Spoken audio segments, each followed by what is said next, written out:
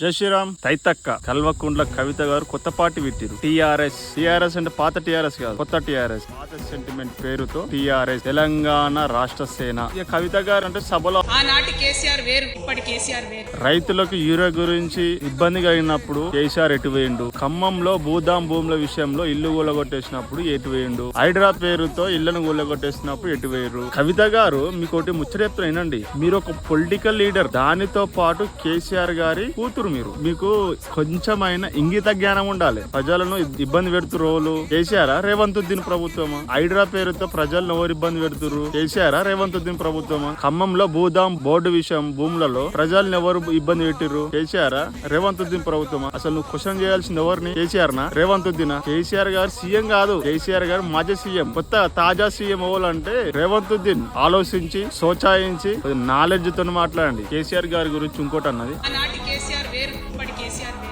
తెలంగాణ కోసం కొట్లాడిన ఉద్యమకారులను మర్చిపోయినని చెప్పేసి అంటుంది. అవును, కవిత గారు చెప్పింది వాస్తవమే. మన నిజామాబాద్ లో మీకు ఎంపీ సీట్ ఇచ్చినప్పుడు ఇది నాకు వద్దు నాన్న, ఉద్యమకారులు ఉన్నారు కదా వాళ్ళకి ఇవ్వండి అని చెప్పేసి అప్పుడు ఎందుకు అనలే? అవును వాస్తవమే. ఆనాడు కేసీఆర్ వేరు, ఈనాడు కేసీఆర్ వేరు. కూతురు ఎంపీ సీట్ ఓడిపోయిందని చెప్పేసి, కూతురు బాధలు ఉందని చెప్పేసి ఎమ్మెల్యే సీట్ ఇచ్చి ఎమ్మెల్యే గెలిపించారు. అవును, ఆనాడు కేసీఆర్ వేరు, ఈనాడు కేసీఆర్ వేరు. లిక్కర్ స్కామ్ లో కవిత దొరికినప్పుడు ఢిల్లీ స్థాయిలో కేసీఆర్ పేరును, తెలంగాణ పేరును చెడగొట్టినప్పుడు కేసీఆర్ గారు తన కూతురు పైన భారం పడొద్దని చెప్పేసి కేసీఆర్ గారు ఏం చేశారంటే ఒకటే గదిలో బందీగా ఉండిపోయింది. అవును, నీ కోసం చేసినవన్నీ వేస్ట్ కదా. ఆనాడు కేసీఆర్ వేరు, ఈనాడు కేసీఆర్ వేరు. పోయిన ఎలక్షన్ లో కవిత వల్ల తెలంగాణ పార్టీ ఓడిపోయిందని చెప్పేసి జనాలందరూ అంటుంటే తన కూతురు పైన ఈ ఓటమి భారం పడొద్దని చెప్పేసి తన పైన వేసుకున్నాడు కేసీఆర్ గారు. అవును, ఆనాడు కేసీఆర్ వేరు, ఈనాడు కేసీఆర్ వేరు. మరి నువ్వు చెడ్డ పని చేసినావు, పార్టీ నుంచి సస్పెండ్ చేయకపోతే ఎట్లా? అది పార్టీ యొక్క రూల్స్ అండ్ రెగ్యులేషన్స్. ఆయన మీద కోపంతో